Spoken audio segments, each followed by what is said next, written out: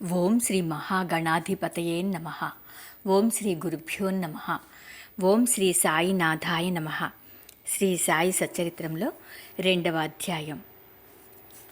ఈ గ్రంథరచనకు కారణం పూనుకొనుటకు అసమర్థత, బాబా అభయము, వాడాలో వివాదము, హేమడ్ పంత్ అనే బిరుదు ప్రధానము, గురువు యొక్క ఆవశ్యకత గురించి ఈ గ్రంథంలో తెలుసుకుందాము. ఈ గ్రంథ రచనకు ముఖ్య కారణం, మొదటి అధ్యాయంలో గోధుమలు విసిరి ఆ పిండిని ఊరి బయట చల్లి కలరాజాడ్యమును తరిమివేసిన బాబా వింత చర్యను వర్ణించితిని. ఇదేగాక శ్రీ సాయి యొక్క ఇతర మహిమలు విని సంతోషించాము. ఆ సంతోషమే నన్ను ఈ గ్రంథాన్ని వ్రాయటకు పురికొల్పినది. అదేగాక బాబాగారి వింత లీలలను చర్యలను మనస్సునకు ఆనందము కలుగజేయును. అవి భక్తులకు బోధనలుగా ఉపకరించును. తుదకు పాపములను పోగొట్టును కదా అని భావించి బాబా యొక్క పవిత్ర జీవితమును, వారి బోధనలను వ్రాయ మొదలెడితిని. యోగీశ్వరుని జీవిత చరిత్ర తర్కమును న్యాయమును కాదు, అది మనకు సత్యమును ఆధ్యాత్మికమునునైన మార్గమును చూపును. గ్రంథరచనకు పూనుకొనుటకు అసమర్థత, బాబా అభయము. శ్రీ సాయి సచ్చరిత్ర గ్రంథరచనకు తగిన సమర్థత గలవాడను కానని హేమాడ్ పంతు భయపడెను. అతడు ఇట్లా అనుకొనెను: నా యొక్క సన్నిహిత స్నేహితుని జీవిత చరిత్రయే నాకు తెలియదు, నా మనస్సే నాకు గోచరము కాకున్నది. ఇట్టి స్థితిలో ఒక యోగీశ్వరుని చరిత్రను నేనెట్లు వ్రాయగలుగుదును? అవతార పురుషుల లక్షణములను ఎట్లు వర్ణించగలను? వేదములే వారిని పొగడలేకుండెను. తాను యోగి అయిన గాని యోగి యొక్క జీవితమును గ్రహింపజాలడు. అట్టిచో వారి మహిమలను నేనెట్లు కీర్తించగలను? సప్త సముద్రముల లోతును గొలువవచ్చును, ఆకాశమును గుడ్డలో వేసి మూయవచ్చును, కానీ యోగీశ్వరుని చరిత్ర వ్రాయుట బహు కష్టము. ఇది గొప్ప సాహసకృత్యమని కూడా నాకు తెలియను. అందువలన నలుగురిలో నవ్వుల పాలగుదునేమోనని భయపడి శ్రీ సాయీశ్వరుని అనుగ్రహము కొరకు ప్రార్థించెను. మహారాష్ట్ర దేశములోని ప్రథమ కవియు యోగీశ్వరుడు నగు జ్ఞానేశ్వర మహారాజు యోగుల చరిత్ర వ్రాసిన వారిని భగవంతుడు ప్రేమించునని చెప్పియున్నారు.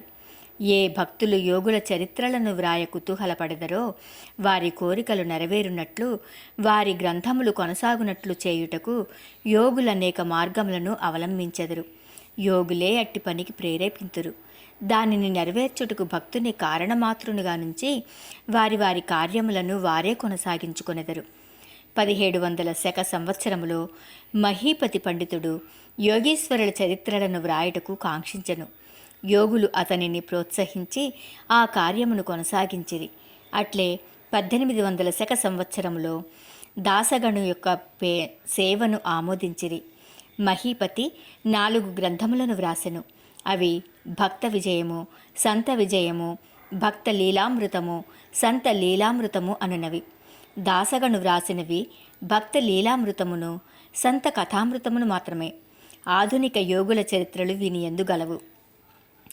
భక్త లీలామృతములోని 31, 32, 33 అధ్యాయములందును, సంత కథామృతంలోని 57వ అధ్యాయమందును సాయిబాబా జీవిత చరిత్రయు వారి బోధలను చక్కగా విశదీకరింపబడినవి.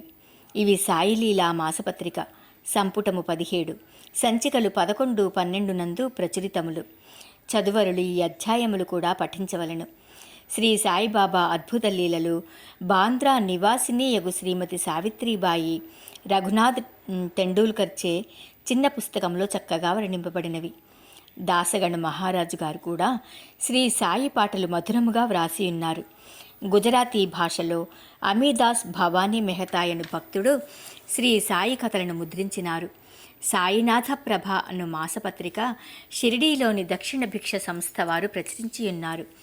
ఇన్ని గ్రంథములుండగా ప్రస్తుత సచ్చరిత్ర వ్రాయటకు కారణమేమి, దాని అవసరమేమి అని ఎవరైనను ప్రశ్నింపవచ్చును. దీనికి జవాబు మిక్కిలి తేలిక.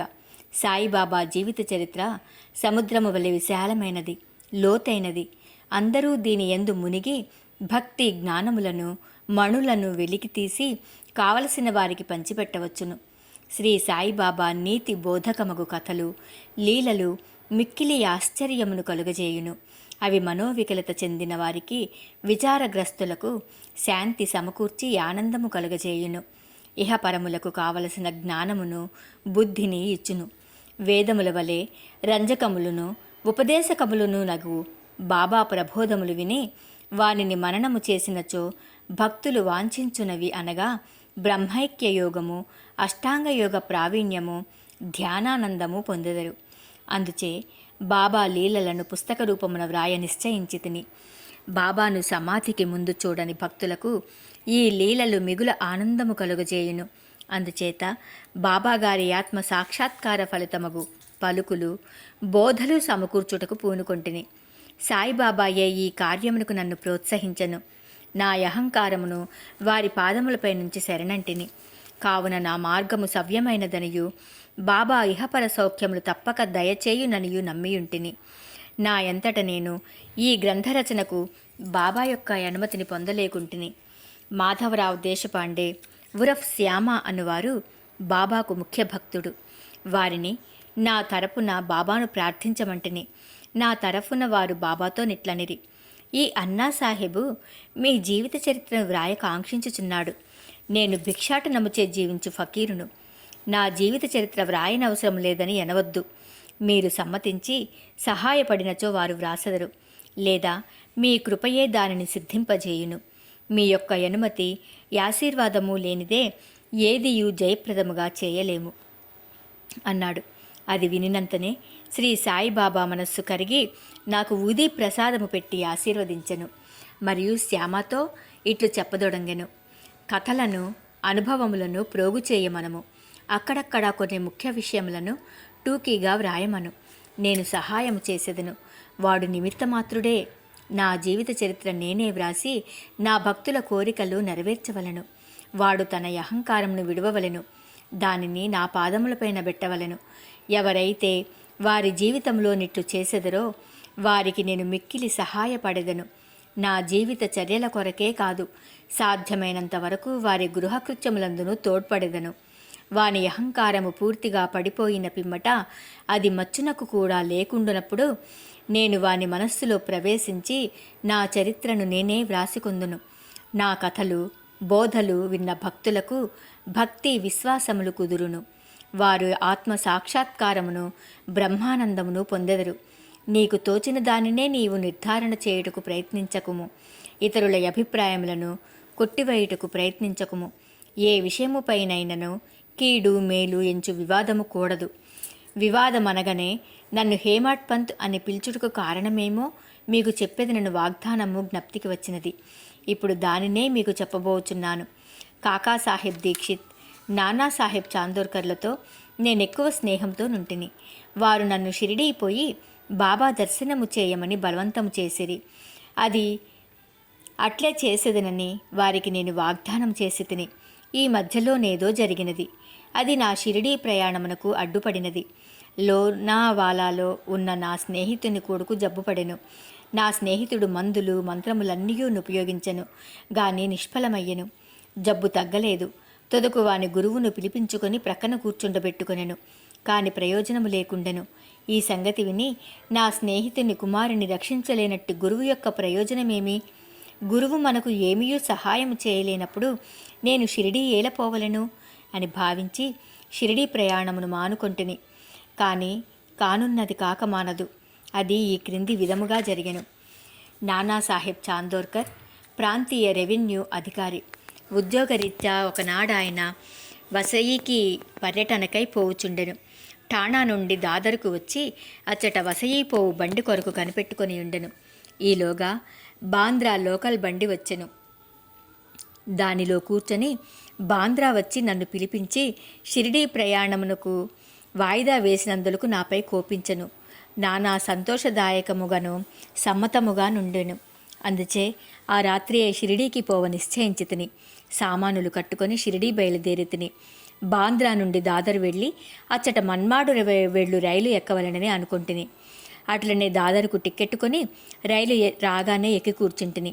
బండి ఇక బయలుదేరుననగా మహమ్మదీయుడొకడు నేను కూర్చొని ఉన్న పెట్టెలోనికి హడావుడిగా వచ్చి నా సరంజామానంతైను చూసి ఎక్కడకు పోవుచుంటవని నన్ను ప్రశ్నించెను. నా ఆలోచన వారికి చెప్పి తిని వెంటనే అతడు దాదరు స్టేషన్లో దిగవద్దని, ఎందుకనగా మన్మాడు మెయిలు దాదరులో ఆగదని, అదే రైలులో ఇంకనూ ముందుకు పోయి బోరీబందర్ స్టేషన్లో దిగమని నాకు సలహా చెప్పెను. ఈ చిన్న లీలయే జరగకుండినచో నేననుకునిన ప్రకారము ఆ మరుసటి ఉదయము షిరిడీ చేరలేకపోయేవాడిని. అనేక సందేహములు కూడా కలిగి ఉండేవి. కానీ నా అదృష్టవశాత్తు అది అట్లు జరగలేదు. మరుసటి దినము సుమారు 9-10 గంటలలోగా నేను షిరిడీ చేరితిని. షిరిడీలో నా కొరకు కాకాసాహెబ్ దీక్షిత్ కనిపెట్టుకుని ఉండెను. ఇది 1910 ప్రాంతంలో జరిగినది. అప్పటికి సాఠేవాడ ఒక్కటియే షిరిడీ వచ్చు భక్తుల కొరకు నిర్మింపబడి ఉండెను. టాంగా దిగిన వెంటనే బాబాను దర్శించవలనని నాకు ఆత్రం కలిగెను. అంతలో అప్పుడే మసీదు నుండి వచ్చుచున్న తాత్యా సాహెబ్ నోల్కరు బాబా వాడా చివరన ఉన్నారనియు మొట్టమొదట ధూళి దర్శనం చేసుకొనమని నాకు సలహా ఇచ్చెను. స్నానానంతరము ఓపికగా మరల చూడవచ్చుననెను. ఇది వినిన తోడనే నేను పోయి బాబా పాదములకు సాష్టాంగ నమస్కారం చేసితిని. నాలో ఆనందము పొంగి పొరలినది. నానాసాహెబ్ చాందోర్కర్ చెప్పిన దానికన్నను ఎన్నో రెట్లు అనుభవమైనది.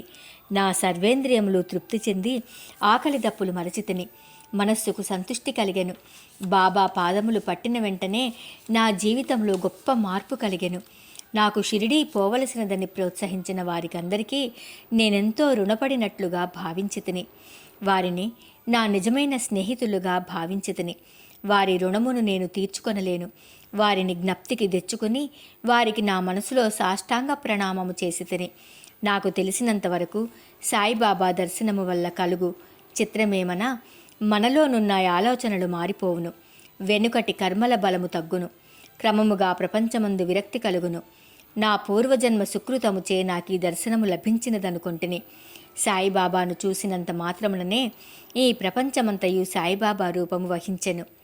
తీవ్ర వాగ్వివాదము గురించి నేను షిరిడీ చేరిన మొదటి దినముననే నాకును బాలాసాహెబ్ భాటెకును గురువు యొక్క ఆవశ్యకతను గూర్చి గొప్ప వాగ్వివాదము జరిగెను. మన స్వేచ్ఛను విడిచి ఇంకొకరికి ఎందుకు లొంగి ఉండవలనని నేను వాదించితిని. మన కర్మలను మనమే చేయుటకు గురువు యొక్క ఆవశ్యకత ఏమి? తనంతట తానే కృషి చేసి మిక్కిలి యత్నముతో ఈ జన్మ దుఃఖము నుండి తప్పించుకొనవలను.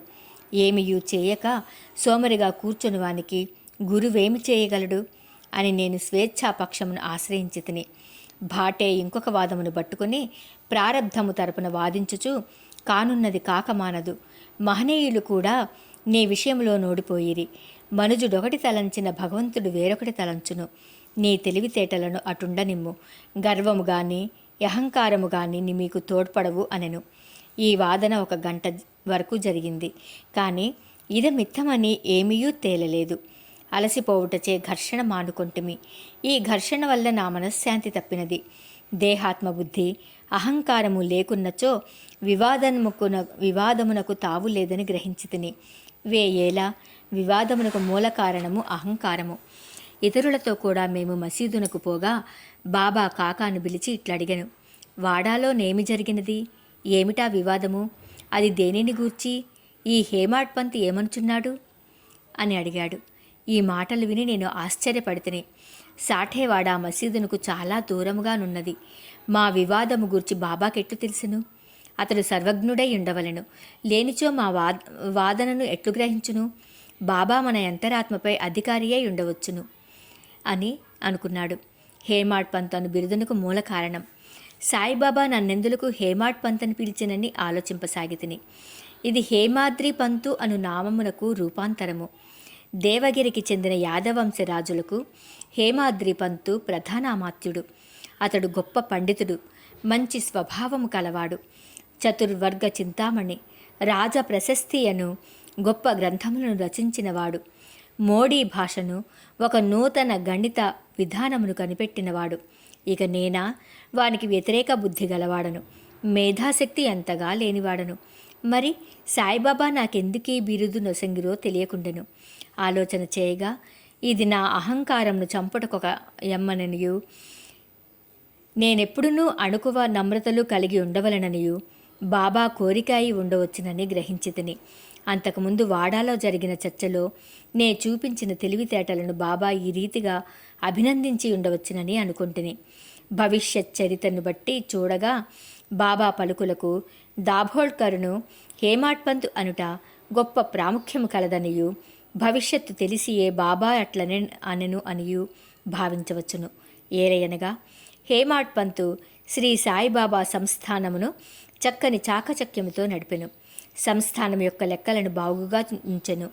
అదే కాక భక్తి, జ్ఞానము, నిర్వ్యామోహము, ఆత్మ శరణాగతి, ఆత్మ సాక్షాత్కారము మొదలగు విషయములతో శ్రీ సాయి సచ్చరిత్రయను గొప్ప గ్రంథమును రచించెను. ఇక గురువు యొక్క ఆవశ్యకత. ఈ విషయమై బాబా ఏమనెనో హేమాడ్ పంతు వ్రాసి ఉండలేదు. కానీ కాకాసాహెబ్ దీక్షిత్ ఈ విషయమును గూర్చి తాను వ్రాసుకునిన దానిని ప్రచురించెను. హేమాడ్ పంతు బాబాను కలిసిన 2వ దినము కాకాసాహెబ్ దీక్షిత్ బాబా వద్దకు వచ్చి షిరిడి నుంచి వెళ్ళవచ్చునా అని అడిగాను. బాబా అట్లే అని జవాబిచ్చెను. ఎక్కడకు అని ఎవరో అడగగా చాలా పైకి అని బాబా చెప్పెను. మార్గం ఏది అని దీక్షిత్ అడిగాను. అక్కడకు పోవుటకు అనేక మార్గములు కలవు. షిరిడీ నుంచి కూడా ఒక మార్గము కలదు. మార్గము ప్రయాసకరమైనది. మార్గమధ్యమున ఉన్న అడవిలో పులులు, తోడేళ్లు కలవని బాబా బదులిడెను. మార్గదర్శకుని వెంట తీసుకొని పోయినచోనని కాకాసాహెబ్ అడగగా అట్లయినచో కష్టమే లేదని బాబా జవాబిచ్చెను. మార్గదర్శకుడు తిన్నగా గమ్యస్థానం చేర్చును. మార్గమధ్యముననున్న తోడేళ్లు, పులులు గోతుల నుండి తప్పించును. మార్గదర్శకుడే లేనిచో అడవి మృగములచే చంపబడవచ్చును, లేదా దారి తప్పి గుంటలలో పడిపోవచ్చుననెను. మసీదులో అప్పుడచ్చటనే ఉన్న దాపోళకర్ తన ప్రశ్నకు అదే తగిన సమాధానమని గుర్తించెను. వేదాంత విషయములలో మానవుడు స్వేచ్ఛాపరుడా కాడా అన్న వివాదము వలన ప్రయోజము లేదని గ్రహించెను. పరమార్థము నిజముగా గురు బోధల వల్లనే చిక్కుననియు, రామకృష్ణులు తమ గురువులైన వశిష్ఠ సాందీపులకు లొంగి అణుకువతో నుండి ఆత్మసాక్షాత్కారము పొందిరనియు, దానికి దృఢమైన నమ్మకము, నిష్ఠ, ఓపిక, సబూరి అను 2 గుణములు ఆవశ్యకమనియు గ్రహించెను. 2వ అధ్యాయము సంపూర్ణము. సర్వం శ్రీ సద్గురు శ్రీ సాయినాథుని దివ్య చరణార విందార్పణమస్తు. ఓం శ్రీ సాయినాథాయ నమః.